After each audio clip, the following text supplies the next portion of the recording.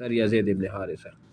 جنگ احد سے پہلے مسلمانوں کی آخری اور کامیاب ترین مہم تھی جو جمادی الاخر 3 ہجری میں پیش آئی۔ اس کو آپ نوٹ کر لیں کہ سریہ زید بن حارثہ جمادی الاخر 3 ہجری میں لڑی گئی تھی جنگ۔ واقعی کی تفصیل ہے کہ قریش جنگ بدر کے بعد سے قلق و اضطراب میں مبتلا تھے، یعنی تشویش میں مبتلا تھے، مگر جب گرمی کا موسم آ گیا اور ملک شام کی تجارت سفر کا وقت عام پہنچا تو انہیں ایک اور فکر دامنگیر ہوئی۔ ان کی وضاحت اس طرح ہوتی ہے کہ صفوان بن امیہ نے، جسے قریش کی طرف سے اس سال ملک شام جانے والی تجارتی قافلے کا امیر کارواں منتخب کیا گیا تھا، قریش سے کہا محمد اور ان کے ساتھ ہماری تجارتی شاہراہ ہمارے لیے پر صعوبت بنا دی ہے، مشکل بنا دی ہے، سمجھ میں نہیں آتا کہ ہم اس کے ساتھ اسے کیسے نمٹیں۔ وہ ساحل چھوڑ کر ہٹتے ہی نہیں اور باشندگان ساحل نے ان سے مصالحت کر لی ہے، عام لوگ بھی انہی کے ساتھ ہو گئے ہیں، اب سمجھ میں نہیں آتا کہ ہم کون سا راستہ اختیار کریں۔ اگر ہم گھروں میں ہی بیٹھ رہیں گے تو اپنا اصل مال بھی کھا جائیں گے اور کچھ باقی نہ بچے گا، کیونکہ مکے میں ہماری زندگی کا دار و مدار اس پر ہے کہ گرمی میں شام اور جاڑے میں حبشہ سے ہجرت وہ کر لے۔ رحلت الشتاء والصیف والی بات ہے، ٹھیک ہے نا۔ صفوان کے اس سوال کے بعد اس موضوع پر غور و خوض شروع ہو گیا۔ آخر اسود بن عبد المطلب نے صفوان سے کہا تم ساحل کا راستہ چھوڑ کر عراق کے راستے سے سفر کرو۔ واضح رہی کہ یہ راستہ بہت لمبا ہے، نجد سے ہو کر شام جاتا ہے اور مدینہ کی مشرق میں خاصی فاصلے سے گزرتا ہے۔ قریش اس ساتھ سے بالکل ناواقف ہے، اس سے اسود بن عبد المطلب نے صفوان کو مشورہ دیا کہ وہ فرات بن حیان کو، جو قبیلے بکر بن وائل سے تعلق رکھتا تھا، راستہ بتانے کی رہنما رکھ دے، وہ اسی سفر میں ان کی رہنمائی وہ کرے گا۔ تو یہ مشورہ کس نے دیا تھا، یہ نام بھی آپ ذہن میں رکھ لیں، اسود بن، نہیں یہ اب ہو سکتا عبد المطلب کوئی دوسرا بھی، ضروری تو نہیں ہے کہ ایک وہ، ٹھیک ہے نا، اور یا ہو سکتا ہے کہ آپ علیہ السلام کا ہو بھی کوئی چچا بھی ہو، یہ بھی ہو سکتا ہے، ٹھیک ہے۔ اس انتظام کے بعد قریش کارواں صفوان بن امیہ کی قیادت میں نئے راستے سے وہ روانہ ہوا، مگر اس کا رواں اور اس کے سفر کی پوری منصوبی کے خبر مدینہ پہنچ گئی۔ یہ کہ سلیط بن نعمان جو مسلمان ہو چکے تھے، یہاں اس واقعے کو غور سے ابھی سنیں۔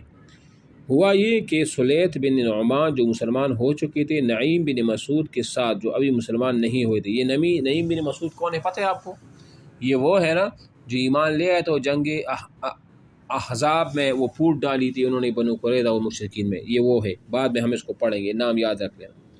جو ابھی مسلمان نہیں ہوئے تھے بادنوشی کی ایک مجلس میں جمع ہوئی، یہ شراب کی حرمت سے پہلے کا واقعہ ہے۔ جب نعیم بن مسعود پر نشے کا غلبہ ہوا تو انہوں نے قافلے اور اس کی سفر کی پوری منصوبے کی تفصیل بیان کر ڈالی۔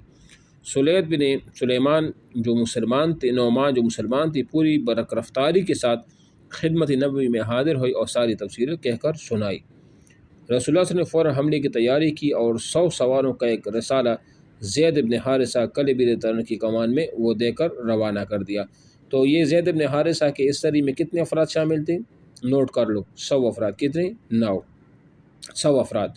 حضرت زید نے نہایت تیزی سے راستہ طے کیا اور ابھی قریش کا قافلہ بالکل بے خبری کے عالم میں قرو نامی ایک چشمے پر پڑاؤ ڈالنے کے لیے اتر رہا تھا کہ اسے جا لیا اور اچانک یہ لغار کر کے پورے قافلے پر قبضہ کر لیا۔ صفوان بن امیہ اور دیگر محافظین کارواں کو بھاگنے کے سوا کوئی چارہ نظر نہ آیا۔ مسلمانوں نے قافلے کے رہنما فرات بن حیان کو، کہا جاتا ہے کہ مزید 2 آدمیوں کو گرفتار کر لیا۔ ظروف اور چاندی کی بہت سی بڑی مقدار جو قافلے کے پاس تھی اور جس کا اندازہ 1 لاکھ درہم تھا بطور غنیمت ہاتھ آیا۔ رسول اللہ صلی اللہ علیہ وسلم نے خمس نکال کر مال غنیمت رسالے کے افراد پر تقسیم کر دیا اور فرات بن حیان نبی اسلام کی دست مبارک پر اسلام قبول کر لیا۔ تو یہ بھی نوٹ کر لے کہ سریہ زید بن حارثہ میں جس شخص کو پکڑا گیا تو اس کا نام فرات بن حیان تھا اور اس کو پکڑ کے بعد میں اس نے اسلام بھی قبول کیا تھا۔ بدر کی بعد قریش کے لیے یہ سب سے علم انگیز واقعہ تھا جس سے ان کے قلق اور اضطراب اور غم اور علم میں مزید اضافہ ہوا۔ اب ان کے سامنے 2 ہی راستے تھے، یا تو اپنا کبر اور غرور چھوڑ کر مسلمانوں سے صلح کر لے یا پھر بھرپور جنگ کر کے اپنی عزت رفتہ اور مجد گزشتہ کو واپس لائے اور مسلمانوں کی قوت کو اس طرح توڑ دے۔ بہرحال یہ سریہ زید ابن وہ حارثہ تھا۔ بات سمجھ آ گئی آپ کو کہ نہیں؟ اچھا جی، اب آ جائے غزوہ احد۔ غزوہ احد یہ ہم نے جنگ بدر کو پڑھ لیا، اس کے بعد غزوہ بنی سلیم پڑھ لیا، پھر اس کے بعد جو ہے نا وہ غزوہ سویق ہو گیا، اس کے بعد اس طرح غزوہ ذی امر یا غزوہ ذی انمار ہو گیا، اور غزوہ بحران ہو گیا، اور اس طرح سریہ زید بن حارثہ، یہ ساری کے ساری وہ ہو گئی، اور یہ تقریباً 3 ہجری میں لڑے گئے تھے۔ کب؟ 3 ہجری میں۔ اور ہر ایک میں ہم نے تعداد بھی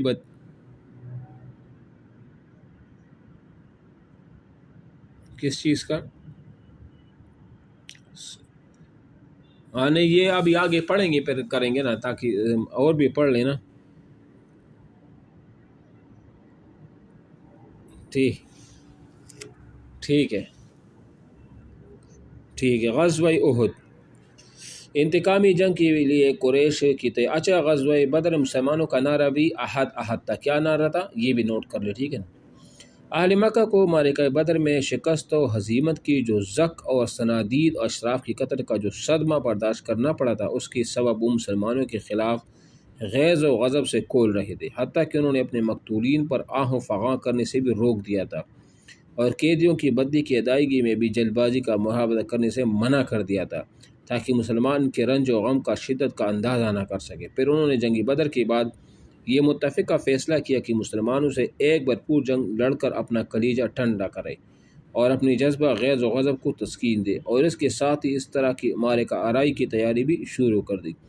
اس معاملے میں سرداران قریش میں سے اکرمہ بن ابی جہل، صفوان بن امیہ، ابو سفیان بن حرب اور عبداللہ بن ربیعہ زیادہ پرجوش اور سب سے پیش تھے، ٹھیک ہے نا۔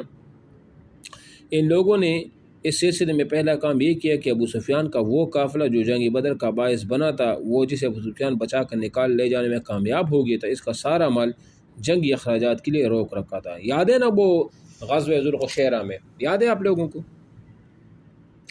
جس میں کتنے اونٹ تھے؟ 1000 اونٹ تھے، جس پر 40 افراد تھے، اور اس پر 50,000 چاندی جو ہے نا وہ تھا، ٹھیک ہے نا۔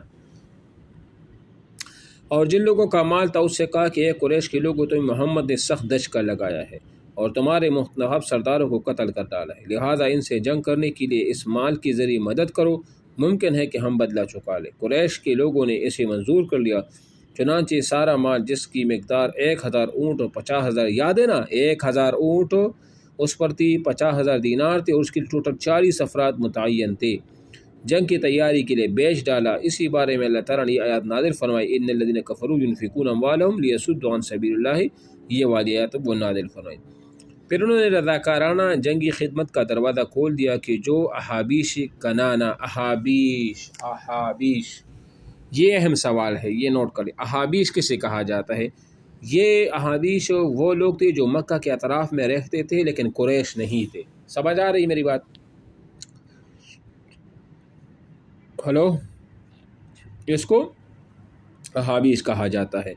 کنانہ اور اہل تہامہ مسلمانوں کے خلاف جنگ میں شریک ہونا چاہے وہ قریش کے جھنڈے تلے جمع ہو جائے۔